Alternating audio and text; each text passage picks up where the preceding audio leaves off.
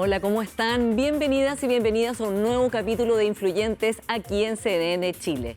Vamos a partir hablando de un tema completamente candente, que es la inteligencia artificial, la encíclica papal y, por supuesto, los desafíos y los riesgos que tiene esta tecnología. Y para eso hemos invitado a José María Lasalle. Es un filósofo del derecho español, experto en el tema, además en la ética de la inteligencia artificial, que ha estado en Chile invitado por el Congreso del Futuro. Y luego conversaremos con el cineasta Andrés Wood. Entre sus obras, por supuesto, está La Casa de los Espíritus, la serie, que está teniendo récord de audiencia en Chile y en distintas partes del mundo. Y vamos a hablar de la vigencia de Isabel Allende, de la cultura, de los recortes del gobierno y de la importancia de la cultura en una sociedad, en cambio, como la nuestra. Parte entonces Influyentes. José María, muy bienvenido al programa. Muy bien hallado. Bueno, y además has venido a Chile en un momento en que este tema, que es uno de los temas fundamentales para la humanidad, está en el centro de la agenda pública justamente por la encíclica del Papa, Magnificat Humanitas. Como un experto en el tema, como un experto además ético, en la reflexión ética sobre la inteligencia artificial y su uso, ¿qué fue lo que a ti más te llamó la atención, que más relevas de esta encíclica del Papa León? Pues que es un texto valiente, que hace lo que los gobiernos democráticos no han sido capaces de hacer, ni tampoco los partidos políticos que se dicen herederos del humanismo han sido capaces de reclamar, que es exigir que el desarrollo de la inteligencia artificial, siendo una oportunidad fabulosa para la humanidad, se convierta en una criatura que nos ayude a ser mejores y que, por lo tanto, se diseñe y se desarrolle dentro de un marco ético y dentro de reglas. Exactamente, que va a contracorriente, ¿no? Porque hoy día los poderes que tienen las compañías, ¿no? Las grandes compañías, las grandes corporaciones tecnológicas, basadas, muchas de ellas en Estados Unidos, otras en China, el poder se parece como incontrarrestable realmente, ¿no? De impedir todo tipo de regulación.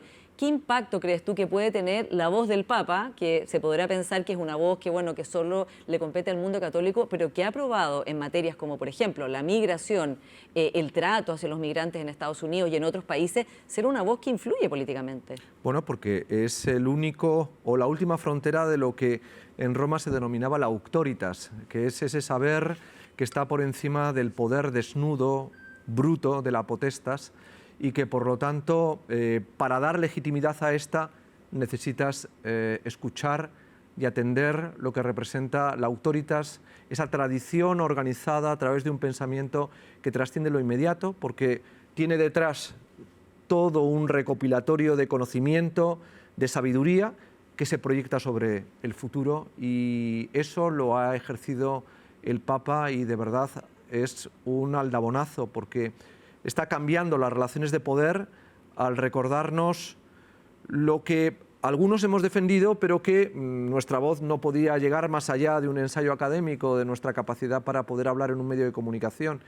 Y él ha puesto voz colectiva a todos los que defendemos esa tesis. El Papa dice que hay que desarmar este sistema, o no sé si es un sistema, la manera como se está desplegando la inteligencia artificial en el mundo. Vamos viendo los dominios en los cuales está hoy día haciendo esta disrupción tan importante la inteligencia artificial. El Papa da a conocer esta encíclica además junto a un cofundador de Anthropic, ¿no? Que es una de las empresas tecnológicas que ha decidido tomar otro camino, al menos los que ha planteado, ¿no? Darío Modei, que es decir, no queremos acá que, en este caso el Pentágono, pueda usar la inteligencia artificial sin una salvaguarda humana para su uso en la guerra, por ejemplo, algo que las otras empresas no han pedido, no han puesto como condición. ¿Crees tú, qué es de lo que más te alerta a ti, José María, hoy día del uso de la IA en la guerra, que es uno de los dominios en los cuales especialmente en los últimos 12 meses, pero especialmente en los últimos 6, hemos visto este despliegue y este debate en el cual Anthropic ha quedado prácticamente solo? Bueno, el uso de la inteligencia artificial aplicada a lo que se denominan las armas letales autónomas viene siendo una práctica que desgraciadamente se ha dado y que hemos obviado a nivel internacional desde el conflicto, si no recuerdo mal, entre Armenia y Azerbaiyán, conflicto que ganó Azerbaiyán por un uso indiscriminado de inteligencia artificial aplicada a la guerra. ¿Qué problema tiene este tipo de armas? Que vulneran abiertamente los convenios de Ginebra, los derechos que le atribuyen al combatiente un estatus jurídico y que discriminan entre los objetivos civiles y militares. Introducir un arma que busca su eficiencia garantizando la muerte del combatiente que tiene enfrente es una barbaridad. Es una barbaridad porque ahí se percibe claramente lo que es la inteligencia artificial desnuda de reglas y condicionantes éticos, que no juzga, sino que aplica probabilísticamente un resultado sobre la información que tiene. Y donde la consigna, en su sesgo algorítmico básico, es hacer eficiente su propósito, en este caso no un propósito ético, sino que es un propósito militar, la muerte del combatiente. Claro, estas son las realidades a las que nos vamos a enfrentar si no somos capaces de regular diseños en todos los sistemas de inteligencia artificial donde lo que se busque no sea la maximización del poder que libera para la acción, sino que esa acción esté subordinada a condicionantes y a reglas éticas o mucho más profundas, que es de alguna manera lo que está planteando el Papa León XIV, morales, que no trasciendan la frontera que tiene que ver con el bien y el mal. Ahora, el contraargumento que uno recibe cuando hace ver los riesgos de la inteligencia artificial es, bueno, lo mismo pasó en otras revoluciones tecnológicas, lo mismo pasó cuando se inventó la imprenta, ¿no? Y las personas que están por regular, estoy acá haciendo como una caricatura del argumento, pero que las que están por regular son como los monjes que están preocupados de que van a dejar de escribir a mano todos los textos, ¿no? ¿Qué respondes a ese tipo de argumento? Que no es comparable. Esta es una tecnología completamente distinta, por ejemplo, por poner un caso más cercano a la máquina de vapor. La máquina de vapor lleva a cabo la revolución industrial, libera una prosperidad extraordinaria, genera unos grandes oligopolios y monopolios y, curiosamente, el Papa León XIII publica la encíclica Rerum Novarum para decir, un momento, el beneficio que está generando la prosperidad de la máquina de vapor o es para el bien de la humanidad o no puede ser solo para el bien en términos económicos de los que son dueños de las máquinas. Eso fue una auténtica revolución que destruyó éticamente el capitalismo industrial y le obligó a humanizarse de la mano de la democracia cristiana, de la mano del humanismo liberal, de la mano de la socialdemocracia. Cambió las reglas del juego a partir de una encíclica. La encíclica que comentamos puede hacer lo mismo también. ¿Por qué? Porque esta herramienta tecnológica que aparece a partir de hace 70 años tiene un diseño distinto a cualquier otra tecnología. Yo defino la inteligencia artificial como algo que quiere ser alguien consciente pero sin conciencia. Ese es su diseño. Responde al último residuo de una modernidad científica de naturaleza utópica que considera que los problemas de la historia están en que el hombre ha pensado mal porque su cerebro no está programado para pensar de manera perfecta. Y el diseño de la inteligencia artificial lo que ha buscado es suplir la imperfección desarrollando un modelo supuestamente de perfección cognitiva. ¿A partir de qué? A partir de depurar la condición humana que concurre en el pensamiento lógico-matemático formal que acompaña al cálculo probabilístico que está en una inteligencia artificial. Eso es determinismo. Eso es, lisa y llanamente, convertir la libertad en un producto necesitado de una máquina. No hay ninguna otra herramienta tecnológica en el pasado equivalente. Es decir, la máquina aprende de nosotros, y lo voy a decir abiertamente, para, si no hay ningún condicionante ético, sustituirnos. Exactamente, que es por supuesto, una de los grandes riesgos que tiene la sustitución en los trabajos y también la sustitución en el discernimiento, ¿no? Claro, la máquina de vapor, ¿qué hizo?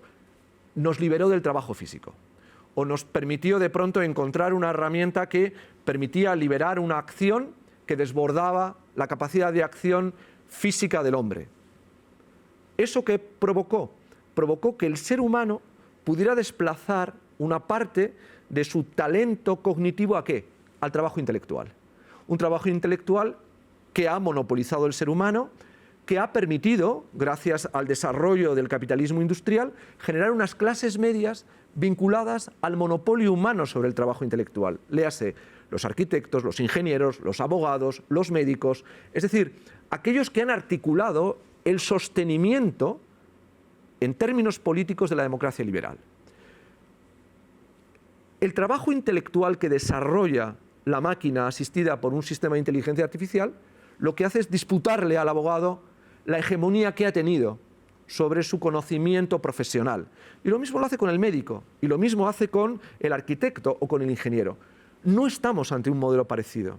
Es más, y esto podemos entrar con más detenimiento si quieres, pero la esencia del diseño es que en mi colaboración con la máquina yo no puedo deslindar lo que es mío de lo que es suyo. Claro, ese es uno de los problemas de la gente que usa IA, por ejemplo, para labores creativas, que al final... Y ese no es un problema menor. ¿Quién es la autoría? Nuestra civilización, y yo soy liberal, católico pero liberal, se ha basado en saber dónde está lo mío y dónde está lo tuyo. Es decir, la propiedad es una frontera civilizatoria que hace posible el intercambio, el mérito, la mejora de las capacidades. Sin propiedad no hay realmente civilización, en mi opinión. Y lo que hace la inteligencia artificial es, de pronto, desapoderar al ser humano de la consciencia de lo que es suyo.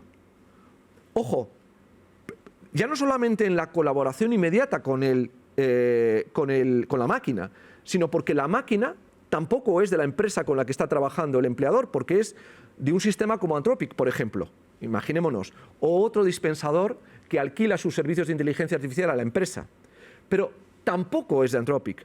¿Por qué? Porque para que Anthropic desarrolle y entrene sus modelos necesita una nube que es de una corporación tecnológica que es la que se queda con los datos, porque en todo momento mantiene la reserva de esos datos. Claro, y ahí está además de dónde rentabiliza, ¿no?, en los datos, en la minería de datos personales, gran parte de todo esto, ¿no? Lo estamos viviendo, y lo voy a decir de una manera muy reduccionista, en la destrucción de la clase media. ¿Cómo es posible que estemos incrementando la productividad y por tanto mejorando la competencia y eso no se traduce en una mejora de la política de los salarios? Claro. ¿Quién se está quedando con la plusvalía tecnológica? Es decir, con la agregación de valor que se pone en el trabajo. ¿Quién se la está quedando? Claro, y al revés, hay muchos empleos que se están perdiendo, ¿no? Se calcula, hay distintos cálculos, pero se calcula que al menos el 40% de los trabajos que conocemos hoy día se van a eliminar, otros tantos transformar, y los que se van a crear son trabajos muy distintos, requieren habilidades muy diferentes de las habilidades que se requerían para los que se perdieron. José María, te quiero preguntar por una ley que se acaba de aprobar en China, que por supuesto está muy preocupada del tema, también tiene un desarrollo, junto con Estados Unidos son los dos países que lideran la inteligencia artificial y están compitiendo entre ellos además. Han aprobado una ley en que nadie puede perder su trabajo por haber sido sustituido por la tecnología, por una IA o por un robot manejado por IA, evitando una implosión social, ¿no? Bueno, sabemos que China es un país que no es una democracia, por lo tanto se toman decisiones de arriba hacia abajo, pero muchos expertos están diciendo, bueno, algún tipo de legislación tendrá que haber para evitar que millones de personas queden sin trabajo, ¿no? Y no solo por digamos, lo que eso significa en términos de su vida cotidiana, no tener un salario, se discute el ingreso básico universal, sino en términos de qué pasa con una persona que queda excluida de la sociedad. ¿Cómo ves tú esa línea de soluciones? Bueno, son en el fondo paliativos para tratar de gestionar un control de daños sobre los efectos sociales que va a provocar una transición crítica que nadie sabe cómo gobernar y que nos lleva directamente a una civilización artificial donde los seres humanos van a convivir con las máquinas, pero no sabemos en qué estatus jurídico. ¿Quién va a depender de quién? Este es el problema. La trazabilidad del problema la acabo de describir ahora. Y ese es el problema al que nos enfrentamos en términos sociales y donde las democracias liberales están fracasando como organizaciones institucionales de una inteligencia colectiva, humana. Están fracasando. Y tenemos que ser capaces de identificar claramente las soluciones. Las soluciones están probablemente en modificar algorítmicamente el diseño de los modelos de inteligencia artificial. Que no sean modelos como el que he descrito en términos de esa modernidad científica utópica determinista que busca la sustitución, pensando que va a habilitar virtuosamente habilitaciones cuando no se van a dar, porque, entre otras cosas, los posibles empleos que genere, y durante mucho tiempo se hablaba de que los programadores tenían un empleo garantizado, son los que directamente lo están perdiendo ahora mismo. O los que estudian ingeniería en computación, y son los que tienen menos posibilidad de encontrar, de hecho, recién egresados trabajo respecto de otras profesiones como filosofía, por ejemplo. Claro, a mí me gusta decir que dentro de 10 años los sistemas de inteligencia artificial van a funcionar hablándonos. Y eso va a significar, y este es un dato, que vamos a tener que darle indicaciones. Indicaciones donde no solamente va a valer el pensamiento crítico, sino el pensamiento simbólico. Y el campus semántico que uno tenga en la cabeza y cómo lo tenga organizado. Por lo tanto, no va a valer lo mismo tener 1000 palabras en la cabeza, organizadas en los verticales de un ingeniero, a tener 4, 5, 6.000 palabras en los transversales generalistas de un humanista, por ejemplo. ¿Por qué? Porque le vamos a poder decir a esa extraordinaria capacidad de elaborar un conocimiento algorítmico que queremos de una manera mejor, hablando más palabras. Vamos a tener una capacidad de comunicación mucho mayor. Pero no solamente eso, esa máquina nos va a evaluar sensiblemente a través de toda una serie de indicadores biométricos que va a saber cómo nos encontramos cuando hablamos con ella. Si nos sentimos cómodos o nos sentimos violentos. Claro, qué emociones si estamos tenemos miedo sintiendo o no. Por lo tanto, la gran apuesta no está en darle una renta básica universal a alguien, es darle una educación adecuada para la inteligencia artificial. No, y eso pone en valor además a las humanidades, ¿no?, que han estado tan cuestionadas por distintos lados, incluida su vigencia en un mundo de disrupción tecnológica. Y sobre todo, le da, en esta definición que yo decía de que la inteligencia artificial está diseñada como algo que quiere ser alguien consciente pero sin conciencia, al ser humano la responsabilidad es ser la conciencia de la inteligencia artificial. Lo que implica que no tenemos que aprender para el hacer y, por tanto, para un conocimiento especializado. Porque eso lo va a hacer probablemente mejor la inteligencia artificial, incluso no teniendo reglas éticas. Tenemos que pensar en un aprendizaje para el ser, colocarnos en un estadio de sabiduría sobre el que gobernar a las máquinas. Y eso es lo que tenemos que ser capaces de pensar como sociedades democráticas. Cómo queremos relacionarnos con una alteridad artificial que va a convivir con nosotros, pero que va a tener una capacidad de cálculo en la gestión de la información mayor que la nuestra. Pero sin embargo nosotros vamos a tener algo que ella no tendrá, que es que vamos a entender el capital simbólico que acompaña las decisiones que le vamos a dar. Y eso no se improvisa, eso forma parte de la cultura. Y la cultura es un producto de la autoría humana, de la capacidad biográfica que cada ser humano tiene a la hora de modelar su propia vida. Y en eso es insustituible. Sí. Y esa yo creo que es la gran esperanza que tenemos los humanos en nuestra relación con la máquina. José María, a propósito de la cultura, ha habido varios escándalos últimamente respecto del uso de inteligencia artificial en libros, en novelas, en trabajo.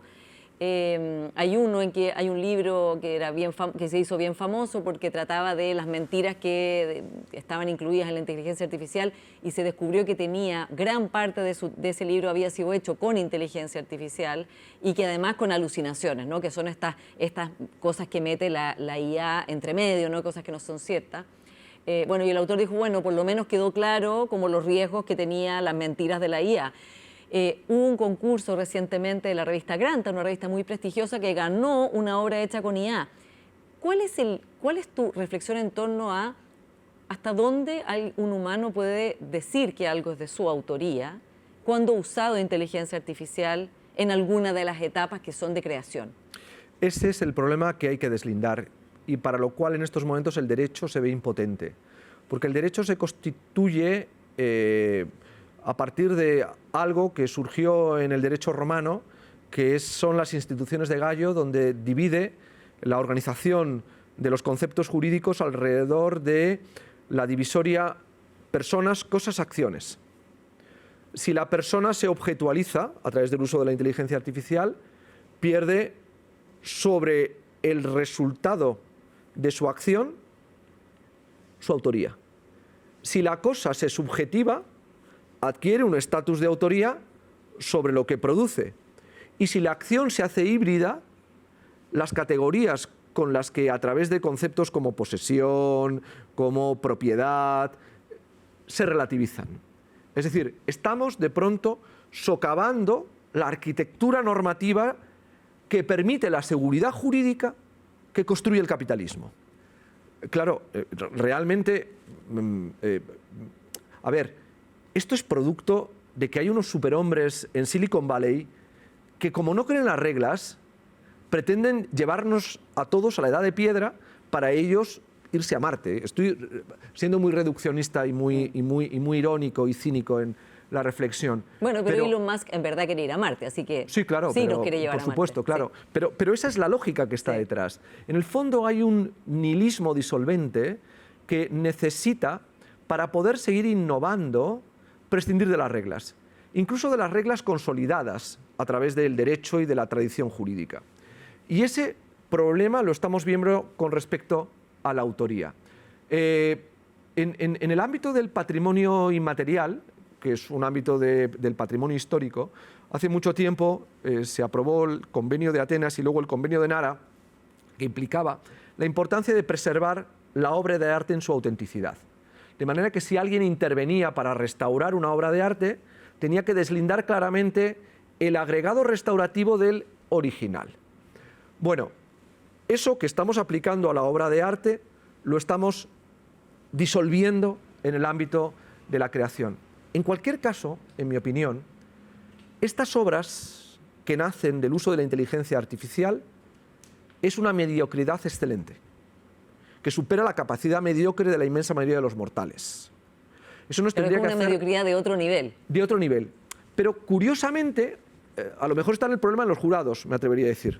¿Por qué? Porque la inteligencia artificial trabaja el pasado. Trabaja sobre la memoria registrada a través de la huella digital de la cultura. Pero no tiene capacidad para proyectarse sobre el futuro. Es decir, le falta la capacidad de comprensión de la trascendencia que está en la condición humana. Me explico. Tú lo has dicho. Cuando la inteligencia artificial no encuentra en el reservorio cognitivo que está digitalizado sobre la huella de nuestro pasado cultural, alucina. Alucina. Ahí está su impotencia. Y ahí está nuestra oportunidad. Y lo triste, y esto también sería para hacérnoslo ver los que provenimos de un mundo intelectual, cultural, es que algunos están empezando a perder la capacidad para distinguir lo auténtico de lo fake. Y mi pregunta es ¿por qué? Porque a lo mejor pasamos también ya demasiadas horas pegados a la pantalla.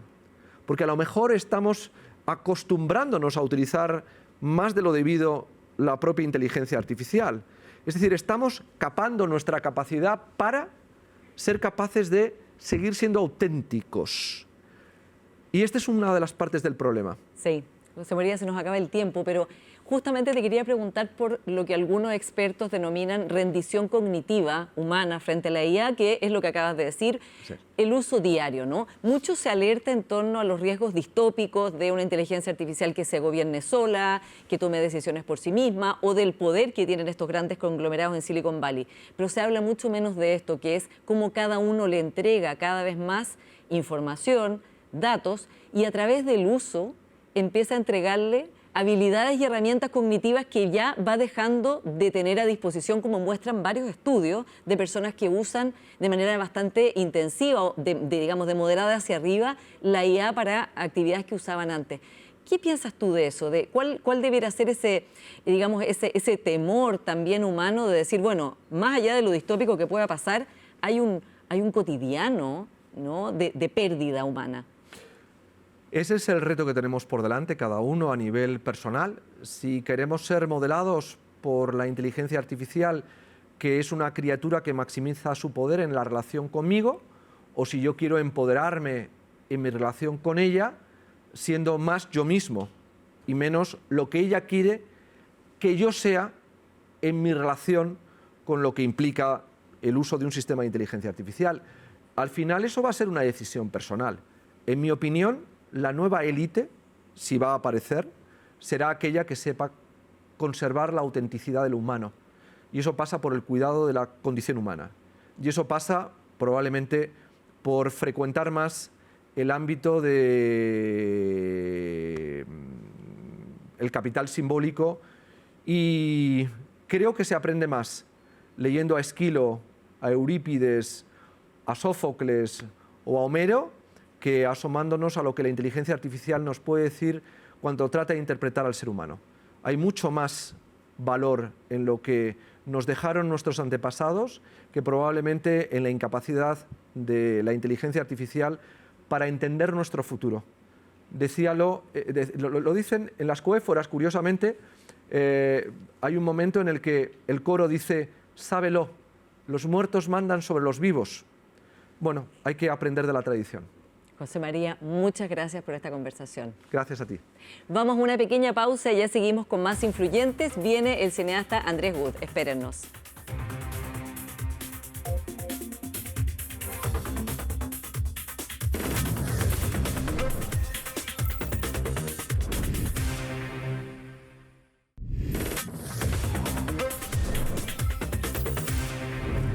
Ya estamos de vuelta acá en Influyentes con nuestro siguiente invitado, el destacado cineasta Andrés Wood. Muy bienvenido, Andrés. Gracias por la invitación, Paula. Bueno, vamos a hablar, por supuesto, de tu trayectoria y de muchos temas del mundo cultural, pero quiero partir con La Casa de los Espíritus, una serie en la cual tú eres uno de los directores y de los showrunners, una de las personas a cargo del desarrollo de esta serie que está resultando muy exitosa, muy vista, no solamente en Chile, sino que en distintos lugares del mundo. Andrés, ¿cómo ustedes pensaron esta adaptación, que por supuesto no es trivial? Hay una película muy famosa, La Casa de los Espíritus, hecha hace muchos años atrás. ¿Cómo llevarla a una serie? ¿Cómo desarrollaron esta idea y cuánto trabajaron con Isabel Allende o con su equipo en esto?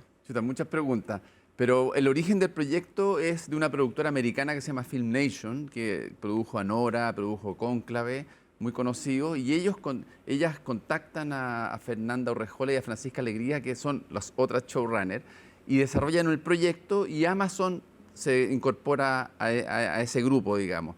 Y ahí hay muchas decisiones muy relevantes, cómo hacerla en español, cómo hacer una serie y cómo filmarla en Chile. Son tres cosas no necesariamente obvias y que de alguna manera es el lujo que te permiten los streaming hoy día. O sea, soñar, o sea, la película a mí me encanta, las actores son increíbles, pero efectivamente se queda corta, y se queda corta justamente un poco también porque tienen que cortar historias mucho más que lo que hicimos nosotros, pero también porque se pierde cierta identidad.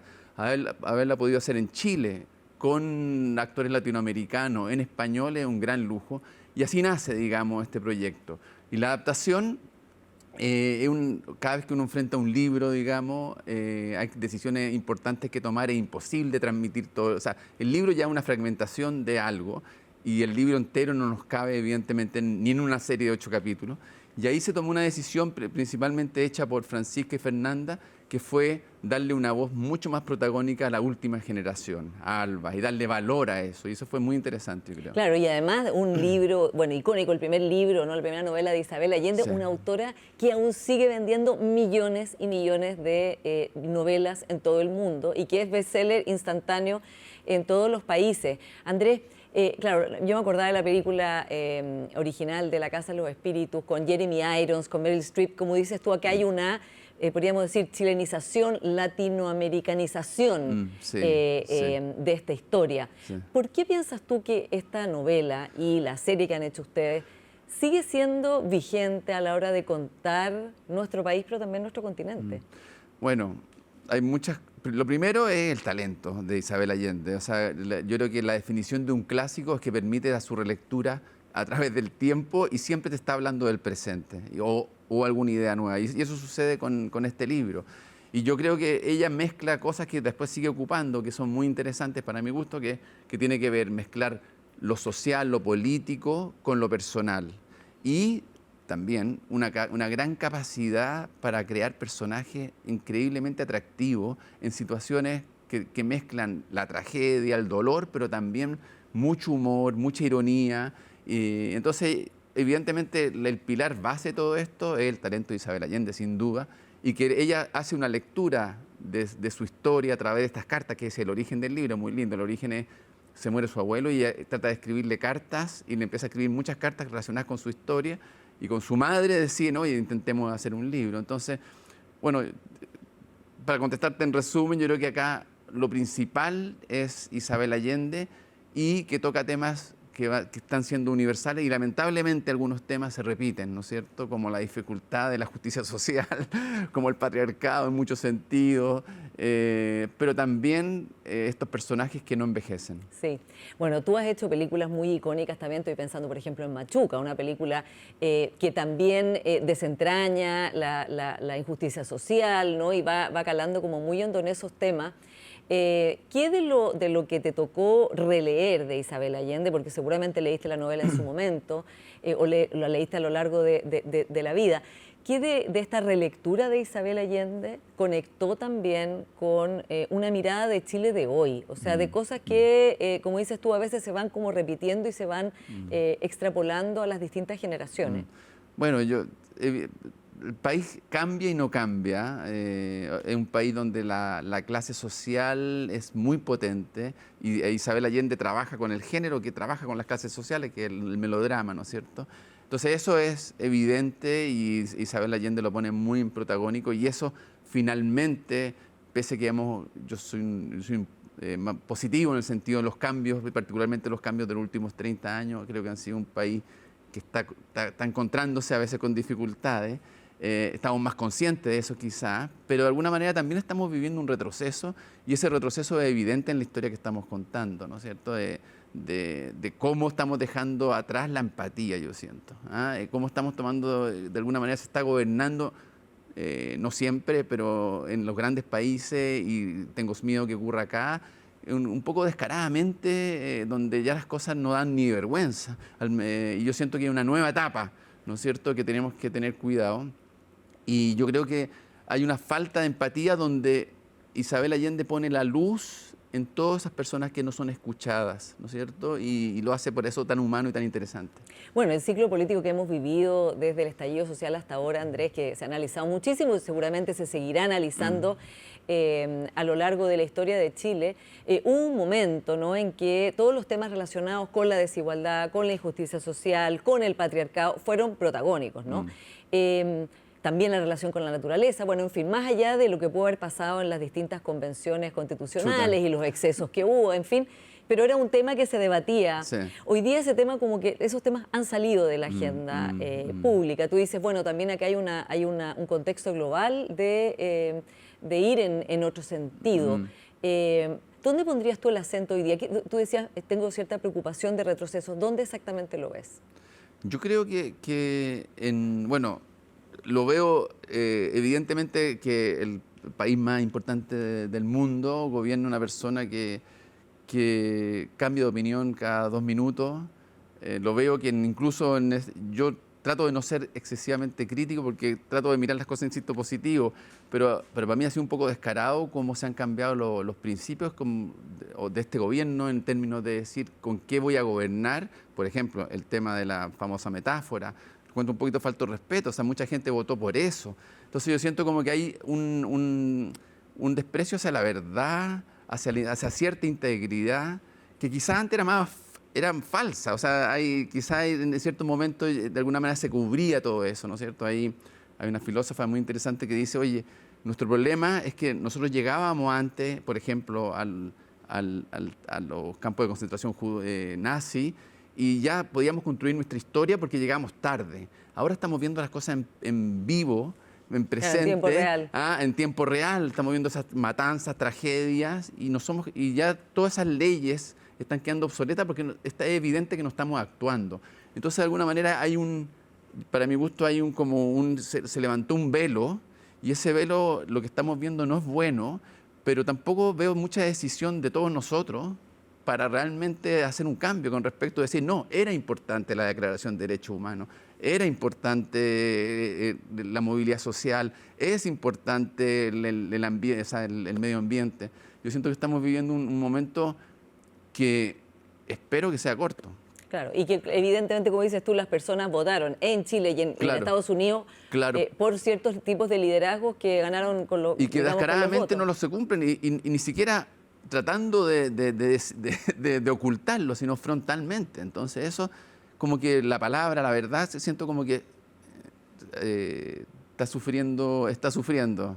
Y yo creo en ese sentido, y por eso es interesante que ver Casa de los Espíritus, porque Casa de los Espíritus habla de política también, y tiene una cosa que hace 10 años a nuestra cultura podría ser bastante obvia, mostrarla hoy día no es tan obvio. Claro. Y eso hace que se renueve, ¿no? Sí. Ahora, hablemos de la cultura en este contexto político, social, particular del que estabas hablando, Andrés. En Chile hay un debate, el mundo cultural está muy molesto por los recortes, que bueno, son recortes en distintos ministerios, eso hay que decirlo, un 3% pidió el ministro de Hacienda, Jorge Quirós, para todos los ministerios, pero el Ministerio de Cultura ha rebajado más que eso. Casi un día. Claro. ¿Cómo ves tú el espacio que se le da a la cultura y quizás una redefinición de qué es lo que el Estado debiera o no apoyar? Sí, o sea, yo soy partidario de que no podemos gastar más de lo que tenemos permanentemente. Ese es un concepto que yo me tragué y lo comulgo de la concertación, ¿no es cierto? Pero creo que también se están haciendo evaluaciones muy... donde no se miden millones de cosas y particularmente no se miden las externalidades ni lo intangible, en mi opinión, ¿no es cierto? Y eso históricamente. Y ahí pienso en ciertas decisiones que son también, que en la historia han ocurrido en el Chile de hace pocos años. O sea, yo me acuerdo la discusión del presidente Lagos cuando tenía que hacer la continuación de la línea 5 hasta Puente Alto, ¿no es cierto? Y la discusión con los técnicos, decían que estaban vueltos locos con el tema de Medellín, y decían, oye, hay que tirar buses por arriba, y esa es la razón, y te va a gastar mucho menos, y Lago, no. Y de alguna manera la dignificación de eso, el sentido de pertenencia, todo lo que provoca esa línea de metro, y después concretamente con lo que fue el desastre del Transantiago, claro. qué sé yo. O sea, siento que creemos estar midiendo muy objetivamente cosas que no se miden objetivas. Yo soy economista, yo soy hijo de una cultura donde, por ejemplo, y no quiero alargarme, pero yo iba a Cideplan, ¿no es cierto? Y todos mis héroes están ahí, ¿no es cierto? Foxley, Cortázar, Trinity Davis, y todo lo que hacía el gobierno militar, la dictadura, era malo. Todo. Y después entran al gobierno y no era tan malo todo. Entonces yo siento que también hay un juego político ahí, obviamente con las cifras, y la economía resiste todo.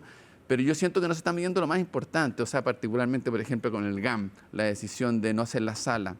Sí, ¿cómo tomaste tú esa decisión que ha provocado...? Con poca perspectiva. O sea, aparte de una frustración, aparte de que no hemos hecho... O sea, la discusión de que somos un país pobre, en rigor somos más ricos que nunca. En rigor no se habría hecho ninguna construcción anterior, emblemática, que nos une desde un Estadio Nacional, de un Museo de Bellas Artes, o sea, no se habrían hecho bajo ese contexto, ¿no es cierto? Hemos construido muy poco, hemos reparado, sí nos hemos preocupado más de nuestro patrimonio natural, que ha sido súper interesante, pero evidentemente... no se puede medir un espacio de ese nivel, sobre todo con el éxito que ha sido el GAM, solo por un tema de cuánto dinero tengo en este minuto, yo siento. Es una medición, lo que provoca una sala en términos de dignificación, en términos de cohesión social, eso no se está midiendo.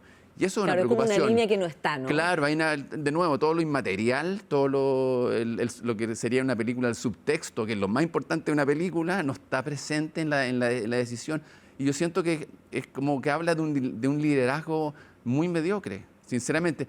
Pese a que pienso que dado la circunstancia, el ministro Undurraga está intentando hacer lo mejor posible. Claro, él un ministerio que no tiene tanto poder tampoco, pero creo que es una muy mala decisión. Sí. Ahora, si retomamos al gobierno anterior, el gobierno del expresidente Boric, también el mundo cultural estaba muy insatisfecho de que no se habían cumplido digamos, lo que se había planteado, no se había subido el gasto, no se había subido la inversión. ¿Cuánto hay también de nunca encontrar el espacio que amerita la cultura, ir de frustración en frustración? Yo creo que el último ministro de Cultura que fue realmente, uno podría decir, de modo bastante transversalmente celebrado fue el ministro Cruzcoque, por personas de derecha y de izquierda que dicen que realmente hizo una labor importante, seguramente la ex ministra Paulina Urrutia también en su momento, en el gobierno de la presidenta Bachelet, pero es difícil encontrar ese punto, y en particular, Andrés, en el cambio de un gobierno al otro, pasó que el episodio que a lo mejor es anecdótico, pero que marcó un momento, cuando se financió un festival de pornografía. Bueno, entonces vino desde el que hoy es oficialismo diciendo están gastando la plata de todos los chilenos en cosas que, más allá de la evaluación que cada uno tenga sobre la pornografía, sí, es una industria billonaria en el mundo. Sí. O sea, no será mejor invertir esa plata en algo que realmente lo amerite. Sí. Bueno, es que evidentemente hay millones de correcciones cuando se va creciendo, porque ha crecido, o sea, esto partió, nosotros cuando partimos, yo partí haciendo cine cuando no habían escuelas de cine, cuando no existía ningún fondo, o sea, de alguna manera ha ido creciendo. Pero lo que pasa y lo que nos pasa es que la sensación es que siempre subevaluamos cuánto nos va a costar estar en otra condición. O sea, de nuevo, Transantiago un ejemplo, ¿no es cierto? Entonces yo siento que hoy día quizás, yo no digo que, o sea, quizás lo que hay que hacer es buscar las maneras de potenciar todo lo que tenemos, que es bastante. O sea, hay muchos centros culturales en este país que yo tengo dudas de cuán bien aprovechados están, cuán bien programados están, cuánto hay algunos que funcionan increíble, ¿no es cierto? Entonces pienso que hay muchas cosas que se hacen, pero llegan hasta el impulso nomás. Es como voy a construir, por ejemplo, la sala del GAM, invierto en la sala del GAM, pero no me preocupo nunca más de poder financiarla. Entonces hay museos que son fantásticos, que no tienen plata para operar exactamente. como correspondería, ¿no? O centros culturales que la pobre municipalidad tiene que hacerse cargo y no es capaz de hacerse cargo y funcionan pésimos y son elefantes blancos. Pero eso es por justamente una mala planificación y entonces yo creo que hay mucho por hacer, por un lado, y segundo, evidentemente no hay una valoración no solo de los políticos, sino justamente porque no funciona todo como debería funcionar, que es difícil, ojo.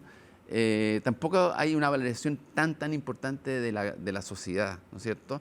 Y ese es un gran tema y culpa a nosotros también, de los creadores, de las personas que estamos involucrados o que creemos que tener una historia, un mito o algo que nos una es muy importante, que la construcción de nuestro imaginario es tan importante como la construcción de la infraestructura concreta. Entonces yo siento como que estamos en un momento donde estamos retrocediendo y yo me niego un poco a esa discusión. O sea, yo me niego a empezar a discutir por qué la cultura es importante, porque ya esa conversación ya existió, no quiero volver para atrás, pero nos están poniendo en ese punto que me parece muy complejo y solamente para terminar, porque son muchas ideas y no sé bien cómo tomarlas todas, pero cosa increíble que el Día del Patrimonio, donde más de 3 millones de personas van a ver puros edificios patrimoniales o construcciones, o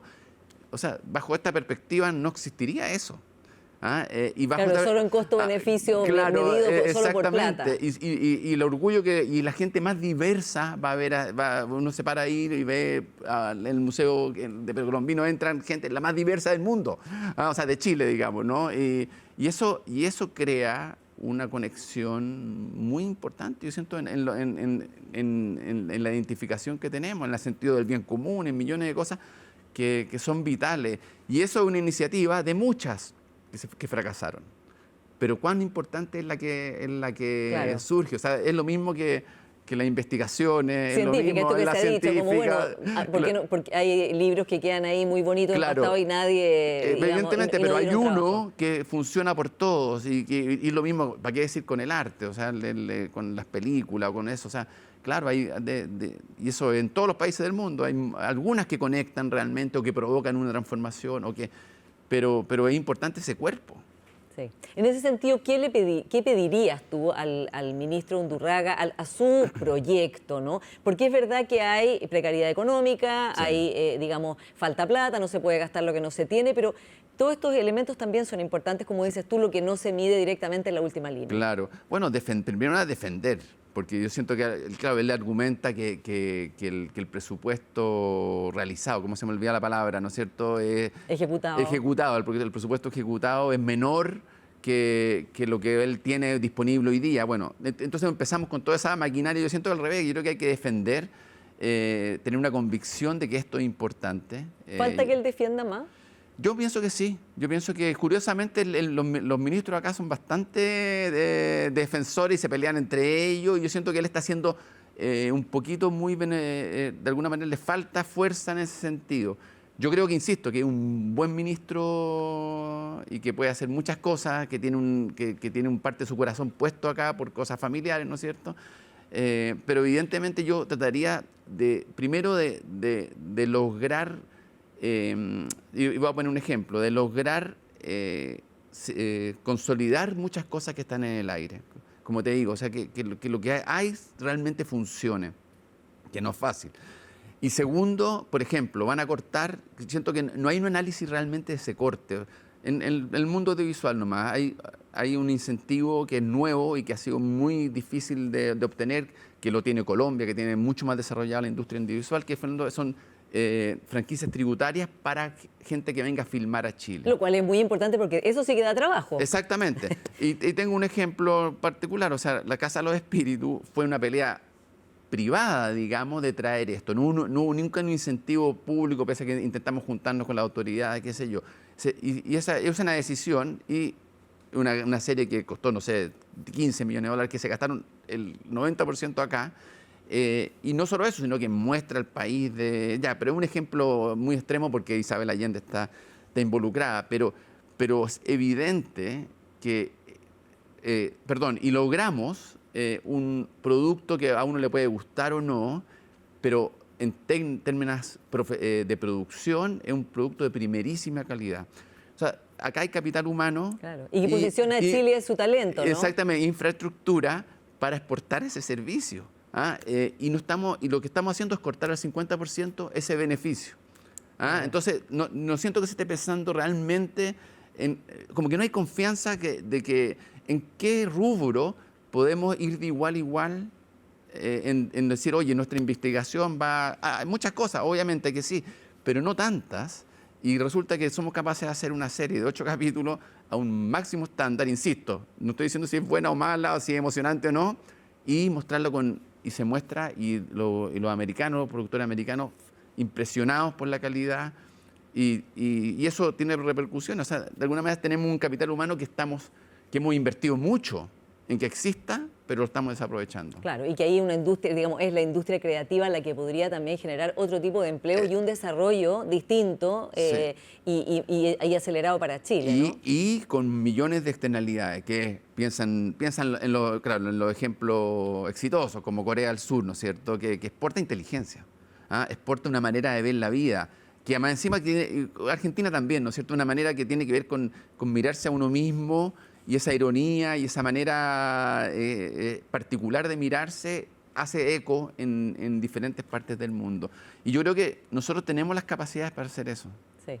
Andrés, se nos está acabando el tiempo, pero un tema que es muy importante en el mundo cultural, en todo el mundo, pero también el cultural, es la disrupción tecnológica, que ha significado enormes avances. Cuando tú empezaste a hacer tus películas había un nivel tecnológico de posibilidades que son muy distintas, ¿no?, a las que hay hoy día, pero también de riesgos, ¿no?, de cuál es la propiedad intelectual, quién es el dueño de qué. En el Festival de Cannes que acaba de pasar fue un tema de debate, ¿no?, el uso de la inteligencia artificial en particular. Y, bueno, ¿qué es permitido, qué no es permitido, hasta qué punto se es autoral cuando el guión fue hecho con inteligencia artificial, cuando ahora se pueden usar actores que no están actuando, sino que la IA los puede, incluso se pueden revivir actores que están muertos y ponerlos en una película. ¿Cuál es tu mirada de qué te parece a ti que hay que aceptar, abrazar, porque permite desarrollo, y qué es definitivamente un no en el uso de estas nuevas tecnologías? Sí, yo creo que hay que definirse como sociedad un poco, y es difícil. O sea, yo creo que efectivamente ir absolutamente en contra de esto es absurdo. No es querer tapar, como dice, el sol con un dedo, ¿dice? ¿Se parece? Con un dedo, sí. Para mí es un poco absurdo. Es una realidad, va a evolucionar, pero nosotros mismos nosotros liberalizamos el mercado de capitales sin un marco legal acorde y nos quedó la crema. Yo siento que tiene que ver con eso, con ser capaces. Lo complejo, somos muy chicos, ¿no es cierto? Pero incluso en Chile no estamos hablando de esto. Nos quieren meter un gol que uno no sabe de dónde viene, entonces uno empieza a dudar de la gente. Uno dice, oye, ¿por qué quieren meter esto sin explicarnos nada? El famoso artículo 8 que se quería meter en la ley de reconstrucción. Exactamente, ¿por qué? Entonces uno dice, oye, ¿que hay triple intenciones? Obvio que sí, pero a lo que voy yo es que creo que hay que parar, y siento que los políticos no están pensando, están muy lejos de estar pensando en esto, porque nos va a afectar no solo al mundo audiovisual, va a afectar no solo a la creación, sino que va a afectar a todos los... Y tenemos que crear un marco legal y decidir quiénes somos, porque otros países, que son increíbles en ese sentido, valoran ciertas cosas y mantienen a la persona, por ejemplo Francia, al menos era así hace unos años, quizás ya no, el que producía uva, ¿no es cierto?, en un pequeño terruño, lo mantenían y lo ayudaban porque había un contexto cultural, patrimonial en eso. Yo siento que nosotros, la primera cosa es sentarnos a conversar rápidamente y legislar. ¿Qué queremos para nosotros? ¿Queremos que perdamos todos los trabajos en ciertos rubros? Bueno, en algunas revoluciones, obviamente que sí, el tipo que prendía las luces, ¿no es cierto?, en la calle. O los carruajes. Claro, o sea, claro, pero yo creo que tenemos que pensarlo. Yo creo que negarse es absurdo, y lo que sí hay que hacer ahora es legislar, y yo siento que afuera están haciendo eso. Por último, diciendo, por ahora no. Es una manera de protegerse, ¿no es cierto? Pero no lo veo tampoco también insisto, creo que es una herramienta que es impactante. Sí. O sea, nos va a cambiar la salud. En 10 años más supuestamente es impactante. O sea, el desarrollo de la cuántica, todo eso es alucinante. Entonces, yo no estaría en contra de negarse a eso. Sí. Y veremos qué pasa, Andrés, porque claro, además cambia, mientras hablamos sigue cambiando en sus posibilidades y también en sus riesgos. Andrés Wood, muchas gracias por esta conversación. No, gracias a ti. Y a ustedes, como siempre, muchas gracias por su sintonía y nos encontramos la próxima semana.